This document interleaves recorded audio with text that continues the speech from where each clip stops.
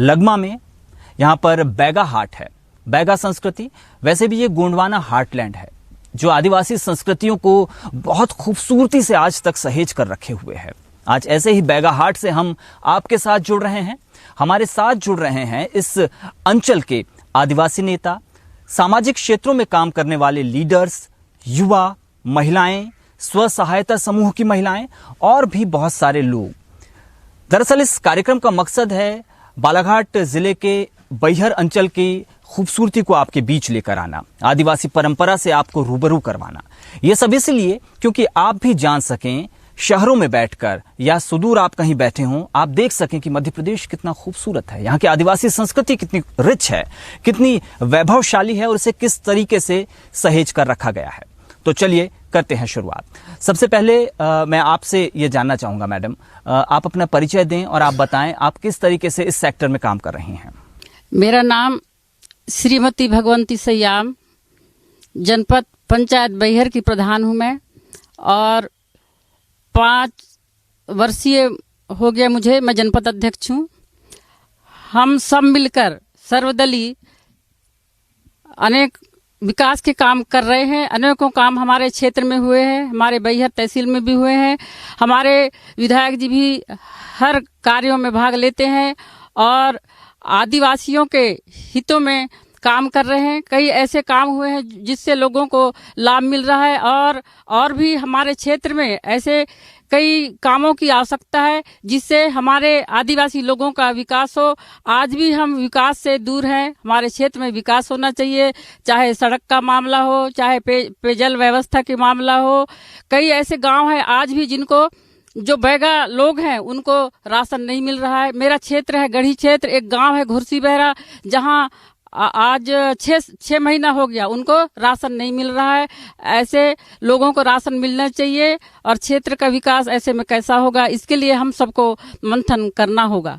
आप ये बताएं कि आदिवासियों की जब बात होती है तो चुनिंदा क्षेत्रों का जिक्र होता है, मंडला का, डिंडौरी का, बालाघाट का। इसके अलावा मध्य प्रदेश के दूसरे हिस्से भी हैं। छत्तीसगढ़ का एक बड़ा हिस्सा आदिवासी संस्कृतियों को रिप्रेजेंट करता है।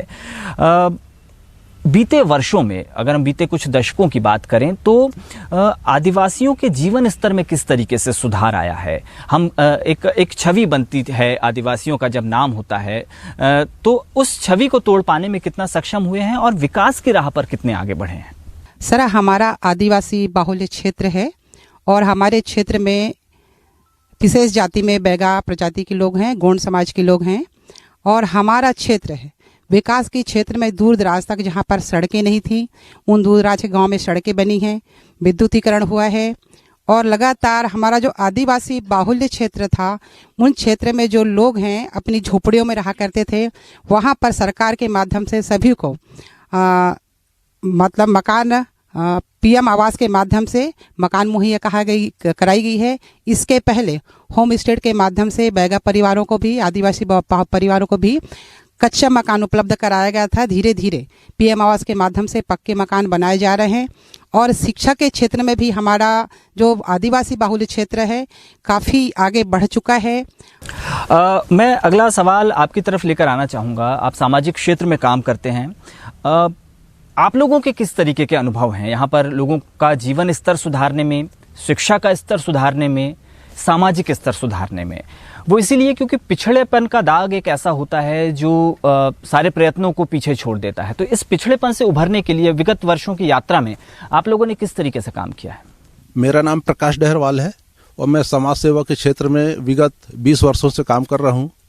मेरा अनुभव ये कहता है कि मैं आज से 15-20 साल पहले जब आदिवासी दूरांचल क्षेत्रों में, वनांचल क्षेत्र में भ्रमण करता था तो उस समय काफ़ी पिछड़ापन था, लेकिन उसके बाद जो विकास की गति बढ़ी 15 साल से, तो आज तक वो गति बढ़ी हुई है और उसी का आज परिणाम है कि आज हमें बैगा हाट के रूप में आज यहाँ पर बैठ कर के इसका हम आनंद ले रहे हैं और ये विकास के रूप में देखा जा रहा है। शिक्षा के क्षेत्र में हमारे इस आदिवासी दूरांचल क्षेत्र में पहले से काफ़ी बेहतर स्थिति है। उसके पीछे कारण ये है कि आने जाने का जो साधन सरकार के द्वारा मुहिम कराया गया जिसके कारण एक मुख्य धारा से आदिवासी समाज के वर्ग के लोगों का जुड़ाव हुआ और उस जुड़ाव का परिणाम ये अच्छा आया कि आज वो काफ़ी शिक्षा के क्षेत्र में आगे निकल चुके हैं और पढ़ाई और अपने समाज के क्षेत्र में भी काफ़ी अच्छा काम कर रहे हैं। शिक्षा एक सबसे बड़ा विषय है जो किसी भी क्षेत्र की तरक्की में अपनी महत्वपूर्ण भूमिका निभाता है और इसी पर फोकस होता है सरकारों का, इसी पर फोकस होता है प्रशासन का। आप प्रोफेसर हैं, आप किस तरीके से काम कर रहे हैं और आपके क्या अनुभव हैं जिससे शिक्षा में परिवर्तन आए हैं और भविष्य में किस तरीके की आप उम्मीद देखते हैं? सबसे पहले तो बंसल न्यूज़ का बहुत बहुत धन्यवाद, आपका भी बहुत बहुत धन्यवाद। जैसा कि आपका प्रश्न है कि शिक्षा के क्षेत्र में जो जनजातीय हैं उनका कितना विकास हो पाया, तो अगर हम शिक्षा के क्षेत्र में बात करें आज़ादी के बाद से, तो हमारे देश ने बहुत सारे क्षेत्रों में विकास किया और वो सारे विकास का जो आधार रहा है वो शिक्षा है। और अगर हम ये कहें कि मानव जीवन के समग्र विकास का आधार शिक्षा है तो ये कोई अतिशयोक्ति नहीं होगी। समग्र क्षेत्रों में अगर हमें विकास करना है तो हमें शिक्षा की ओर ध्यान देना होगा। और जहाँ तक जनजातीय शिक्षा की बात है, अभी आपने एक बड़ा सुंदर क्वेश्चन किया था कि जनजातीय संस्कृति के बारे में, कि आप अपनी संस्कृति को किस रूप में देखते हैं और उसके संरक्षण के लिए आप क्या कर रहे हैं। बड़ा अच्छा प्रश्न था। मैं पहले उस बात पर जो है दो शब्द कहना चाहूँगा। जैसे हम जानते हैं कि भारत जो है, हमारा जो देश है, वो जनजातियों का अजायब घर के नाम से जाना जाता है। इतने प्रकार की जनजातियाँ और किसी देश में, विश्व में देखने नहीं मिलती हैं। और ये सभी जनजातियाँ अपनी अपनी अलग अलग प्रकार की संस्कृति को फॉलो करती हैं। जितनी भी जनजातियां इस देश में पाई जाती हैं वो सब की अपनी संस्कृति है, अपनी कला है और सब अपनी संस्कृति को सहेज कर रखे हैं। और जहां तक मध्य प्रदेश की बात है तो मध्य प्रदेश में भी लगभग 43 प्रकार की जनजातियां पाई जाती हैं और इन सभी जनजातियों की अपनी संस्कृति है और अपनी एक धरोहर है। वो उनकी जो संस्कृति है वो उनकी धरोहर है। आप लोग जो पेंटिंग्स बनाते हैं उसकी क्या खास बात है? सैलानी उसे किस तरीके से पसंद करते हैं और आप आदिवासी संस्कृति को कितने बेहतर तरीके से दिखा पा रहे हैं? हमारी जो पेंटिंग होती है वो स्टोरियों पे डिपेंड होती हैं। तो जैसे अभी बात चल रही थी साजा की पेड़, तो ये हमारी सेक्रेटरी होती हैं ऐसा। तो इसी के पेड़ की, इस पेड़ के नीचे ही बड़ा देव बैठ कर के हमें जो है सभी ट्राइब लोगों को, जैसे गोंड, बैगा, प्रधान ट्राइब, तो इस तरह से हमारी जो सेक्रेटरी हैं वो साजा ट्री हैं और इस तरह से इसके नीचे बैठ कर के फर्स्ट टाइम गाइडलाइंस किए थे। आप चाहते हैं आपकी बनाई पेंटिंग्स को देशव्यापी स्तर पर पहचान मिले, विदेशों में पहचान मिले, तो इस दिशा में आप कोई उम्मीद देख पाते हैं भविष्य में? जी, यहाँ पे जो सैलानी आते हैं सर, वो इंटरनेशनल प्लेटफॉर्म है, चूँकि आप इस तरह से प्रशासन के द्वारा जो बैगा हाट बनाई गई है, तो यहाँ पे काफ़ी मतलब हमारा जो रिस्पॉन्स होती है वो हमारे आर्ट को काफ़ी अच्छा डीपली स्टडी करते हैं और रिस्पॉन्स भी यहाँ पे अच्छा आता है सर। बैगा हाट पे यहाँ पे सेल होती है सर। को देखकर लगता है कि आपने अनुभव का काफ़ी सागर पार किया हुआ है, काफ़ी अनुभव आप रखते हैं। आदिवासी संस्कृतियों के कौन से रंग आपने अपने जीवन काल में देखे हैं? क्या घटित होते हुए देखा है? क्या कुछ बदला है? और अभी किस तरीके का परिवेश है? क्या बदलाव चल रहे हैं? और आपको क्या लगता है कि क्या गलत हो रहा है, क्या सही हो रहा है? इस पर एक पूरी सारगर्भित टिप्पणी मैं आपकी तरफ से चाहूँगा। मैं दुकान से ये 2020 में मुझे ये दुकान मिली है बैगा हाट में, लेकिन इसके पहले मैं दिल्ली, बॉम्बे और भोपाल, यहाँ के लोग मुझे एक मोबाइल के माध्यम से मुझे सामान कोदो कुटकी का मंगवाए, मैंने घर से उनको मैंने दिया और अभी तक के मैं देते आ रहा हूँ और मेरा अच्छी बिक्री होता है। एक महीने में कम से कम मेरा बिक्री एक ही दुकान से मैं 60 से 70 हज़ार रुपया प्रति महीना मैं बेच रहा हूँ। मेरा यही अनुभव है। देखिए कितनी खूबसूरत बात है। दुनिया किस तरीके से मुट्ठी में आ गई है कि मुंबई और दिल्ली में बैठा व्यक्ति इस सुदूर बैहर अंचल के एक आदिवासी से परचेसिंग कर रहा है, यानी मार्केट आपने अपने कब्जे में ले लिया है। आप उम्मीद करते हैं कि भविष्य में आपके रोजगार के जो मौके हैं वो और बढ़ेंगे, आपकी आने वाली जो पीढ़ी है वो और ज़्यादा, चूंकि चतुर है, वो और ज़्यादा समझदार है, और ज़्यादा हाईटेक है, यानी ऑनलाइन है, मोबाइल में वो काम करने में सक्षम है, कंप्यूटर में काम करने में सक्षम है। तो आपको क्या लगता है आप लोग जो प्रोडक्ट हैं, उत्पाद जो हैं आपके, आप उसको और बेहतर तरीके से दुनिया के सामने पेश कर पाएंगे?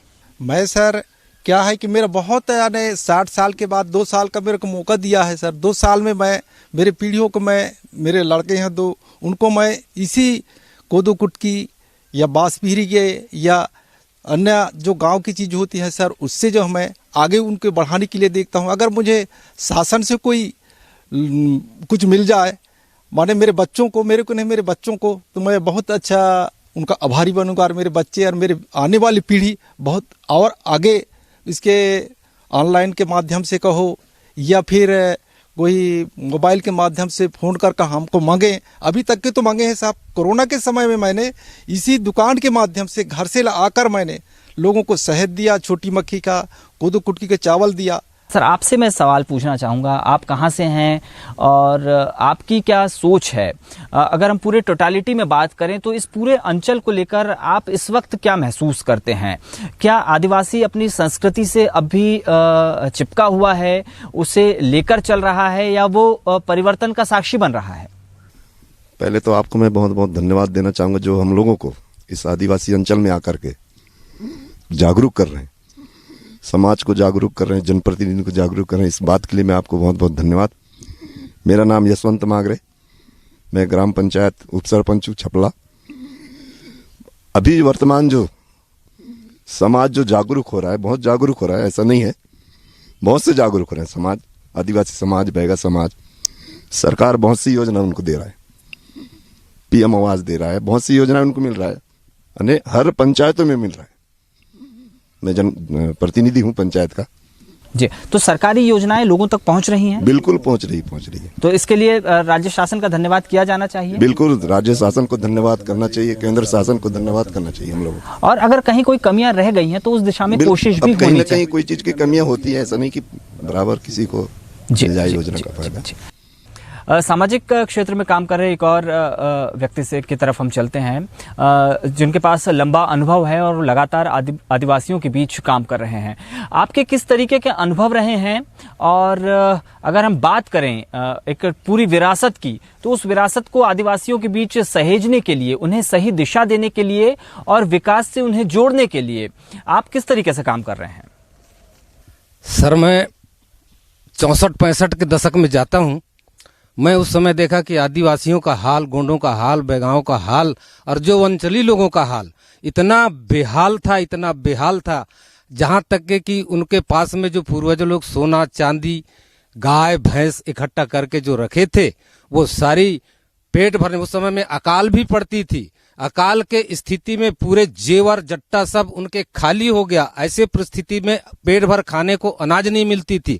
और जब कभी काल अगर कहीं शादी बारसा, छठी मांदी बारसा से हो जाए, अभी तो बड़े तहे दिल से निमंत्रण कार्ड जाते हैं, उस समय में बगैर बुलाए सिर्फ उस दिन पेट भर खाने का, या मेरा अनुभव बता रहा हूँ आदिवासियों का, उस दिन पेट भर खाने का अवसर मिलता था। लेकिन कुछ एक जैसे जैसे समय का परिवर्तन होते आया, उस समय में स्कूल भी बड़े बड़े दूर, पढ़ने के लिए इच्छुक नहीं, माता पिता पढ़ाना नहीं चाहते थे, बैल चरवाते थे, बकरी चरवाते थे, खेतों में काम करवाते थे, ऐसे स्थिति थी। परंतु सरकार के कुछ ऐसे योजना, ऐसे कुछ नियत आई, तो कुछ दिनों बाद फिर आदिवासियों को लोन देना चालू किया, दुकान के लिए, तो अन्य कई प्रकार के इनकी विकास हो ऐसा करके। लेकिन उसमें कमीशन बाजी थी। कमीशन बाजी के चलते कोई आदिवासी ने उन सरकार के जो उपयोजना चलाए जा रहे थे उनसे कोई ने सफल नहीं हुआ। इस प्रकार से कई योजनाएं जो ऐसे आए, फिर भी उनसे वंचित रह गए। जब थोड़ा बहुत शिक्षा का विकास हुआ, तब जाकर के हमारे जाति के लोग का थोड़ा बहुत पढ़ लिख करके सत्संगत से विकास में आए। सामाजिक क्षेत्र में काम करने वाले एक युवा की तरफ रुख करते हैं। आप जिस तरीके से काम कर रहे हैं इस पूरे अंचल में, आपने क्या महसूस किया है? शासन की योजनाएं किस तरीके से यहाँ पहुँच रही हैं और उन्हें एग्जीक्यूट करवाने के लिए आप किस तरीके से कोशिश कर रहे हैं सोशल सेक्टर में रहते हुए? सर्वप्रथम आपका तो बहुत बहुत धन्यवाद निशान जी, पूरी बंसल टीम का, जो आप लोगों ने बालाघाट जिले के इस वनांचल में यहाँ के लोगों को अपनी बात रखने के लिए प्लेटफॉर्म दिया। और शायद ये पहला अवसर है कि आप लोग के द्वारा यहाँ सभी सर्वदल के लोगों को एकत्रित करके अपनी बात रखने, ताकि ये बात प्रशासन तक जाए, शासन तक जाए और यहाँ जो मूलभूत आवश्यकताओं में जो कमी है उसे पूरा की जाए। निश्चित ही विकास हुआ है, विकास दिखता भी है। विकास हम दूसरे समाज की तुलना करें, जैसे हमारे जनरल, ओबीसी, एसटी, एससी, लेकिन जो दूसरे वर्ग में जो विकास हुआ है उसके अनुपात में एसटी वर्ग में विकास निश्चित तौर पर कम हुआ है। मैं इस बात को स्वीकार करता हूँ। हमने देखा है कि एक समय ऐसा था जब हमारा ये समाज रोटी, कपड़ा, मकान, मूलभूत आवश्यकता के लिए भटकता था, दर दर भटकता था, और इन आवश्यकताओं की पूर्ति के लिए अपना पूरा जीवन किसी दूसरे के अधीन कर देता था। चाहे उसे अपने बेटी की शादी करनी हो या उसके घर में किसी की गमी मैयत हो गई हो, किसी भी कार्यक्रम के लिए वो मार्केट से उधारी लेता था और उस उधारी की पूर्ति करने के लिए और सालों तक, महीनों तक वो किसी दूसरे व्यापारी के यहाँ, किसी सक्षम व्यक्ति के यहाँ काम करता था। लेकिन वर्तमान समय में मध्य प्रदेश सरकार में सम्मानित शिवराज सिंह चौहान जी ने योजनाएं लाई, जिसमें एक हम संबल कार्ड योजना का वर्णन करना चाहूंगा। एक छोटा सा विषय कि बच्चे के जन्म से लेकर मृत्यु तक की सारी व्यवस्थाएं इस कार्ड योजना, संबल कार्ड योजना के माध्यम से कर दी गई हैं। पहले हमने महसूस किया यदि किसी गरीब परिवार में किसी की अंत्येष्टि हो जाती थी, किसी की मौत हो जाती थी, तो उसके लिए लकड़ी और उस दिन उसके घर में प्रॉपर व्यवस्था करने के लिए 2-5 हज़ार की व्यवस्था उस परिवार के पास नहीं रहती थी। लेकिन आज संबल कार्ड योजना का लाभ उस परिवार को उसी दिन 5 हज़ार रुपए की सहायता राशि दी जाती है। वैसे ही बच्चे को जन्म से लेकर उसके शिक्षा दीक्षा सारी व्यवस्थाएं, चाहे माँ के पेट में बच्चा हो और वो जो माँ यदि गृहिणी ना हो, काम भी करती हो, तो उसको घर पे रहने पर भी उसको पारितोषिक के रूप में उसका श्रम का पैसा दिया जाता है, ताकि वो माँ अपने बच्चे का अच्छे से लालन पोषण कर सके, अच्छे से लालन पालन कर सके। और बच्चा जो पहले आपने एक आंकड़ा निकाला होगा, हमने भी एक आंकड़ा निकाला, हमने देखा जो सामाजिक क्षेत्र में काम कर रहे हैं, पहले कुपोषण का जो दर थी बहुत ज्यादा थी, लेकिन जब से सरकार की ऐसी योजना आई है, हमारे वनांचल क्षेत्र में कुपोषण में बहुत हद तक गिरावट आई है। हम निश्चित तौर पर इस बात को स्वीकार करते हैं कि दूसरे समाज, दूसरे वर्ग की अपेक्षा एसटी वर्ग उस अनुपात में प्रोग्रेस तो नहीं किया है, लेकिन फिर भी हम प्रगतिरत हैं और विकास के जो मुख्य आयाम है उसकी ओर अग्रसर हैं। चलिए, बिल्कुल। मैं आपकी तरफ आना चाहूँगा। इसके अलावा इस क्षेत्र में लंबे समय से सक्रिय हैं, आपके अनुभव क्या कहते हैं? आपको क्या लगता है कि आप खुद भी युवा हैं, आप राजनीतिक तौर पर प्रतिनिधित्व कर रहे हैं, लेकिन मैं सोशल लीडर्स की बात करूंगा, मैं सामाजिक नेतृत्व की बात करूंगा। इन सामाजिक नेतृत्व को उभारने के लिए बीते कुछ वर्षों में किस तरीके के प्रयास हुए हैं और अलग अलग क्षेत्रों में किस तरीके से लीडर्स तैयार हुए हैं?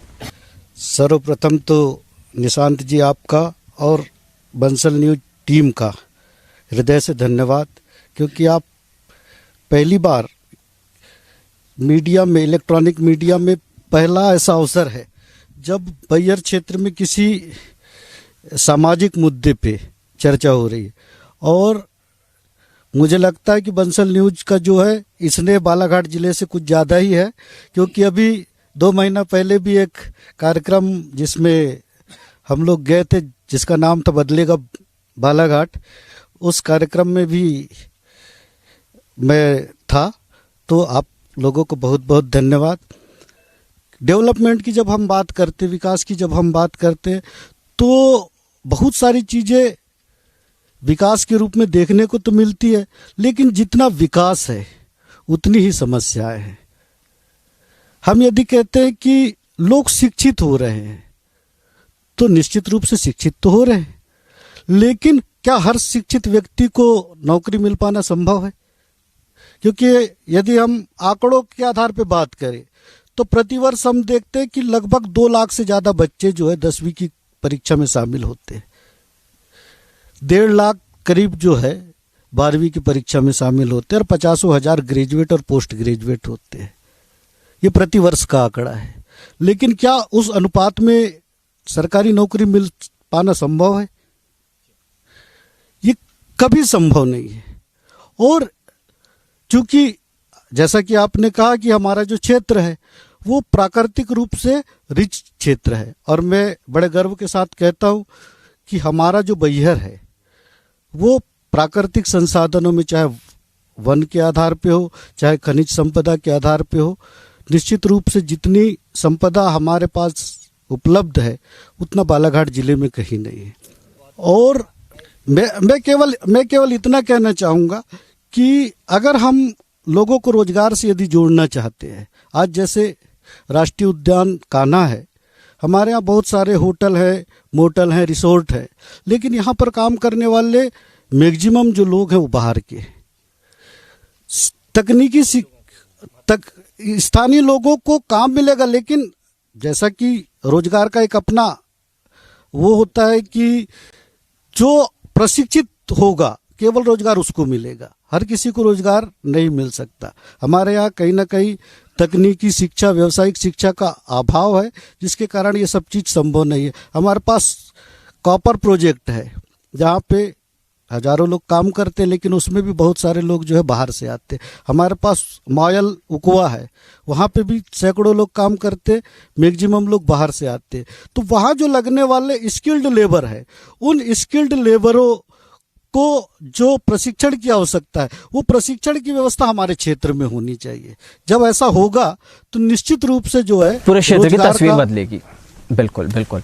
हमारे साथ जनप्रतिनिधि भी इस चर्चा के लिए मौजूद हैं। हमारे साथ हैं पूर्व विधायक इस अंचल के और जनजाति सुरक्षा मंच के महाकौशल प्रांत के संयोजक भगत नेताम साहब। नेताम जी, जिस तरीके से चीज़ें बदल रही हैं, समय बदल रहा है और इस वक्त के साथ कदमताल करने के लिए आपका ये बैहर क्षेत्र किस तरीके से आगे बढ़ रहा है, यहाँ के लोग किस तरीके से आगे बढ़ रहे हैं, शासन के समन्वित प्रयासों में समाज का कितना कंट्रीब्यूशन है, लोकल लीडरशिप का कितना कंट्रीब्यूशन है, इन सब को मिलाकर आपके अनुभव और क्या कहते हैं, इस पर मैं आपकी एक टोटालिटी में आपकी एक राय चाहूँगा।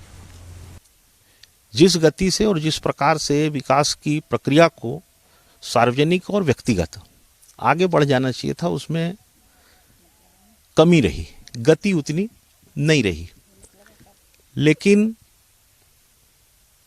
अब जब हम देखते हैं, अगर हम उसकी समीक्षा करें तो हम बहुत तेज गति से आगे बढ़े हैं, इसमें भी दो राय नहीं है।